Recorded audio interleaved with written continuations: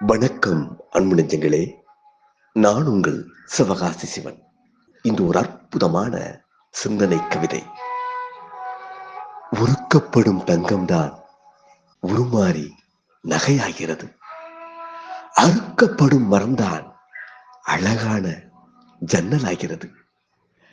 இடிக்கப்படும் நெல்தான் உமி நீங்கி அரிசியாகிறது. துவைக்கப்படும் துணிதான் தூய்மை பெற்று வெண்மையாகிறது. ஏற்றப்படும் விளக்குதான் இருள் நீக்கி ஒளி தருகிறது. தட்டப்படும் தந்திதான் தம்புராவில் இசை தருகிறது. செதுக்கப்படும் பளிங்குதான் செம்மை பெற்று சிலையாகிறது. பதப்படுத்தப்படும் தோள்தான் பயனுள்ள காலணியாகிறது. மிதிக்கப்படும் மண்தான் மிருதுவான பானையாகிறது. புதைக்கப்படும் விதைதான் மண்ணை விட்டு மரமாக எழுகிறது.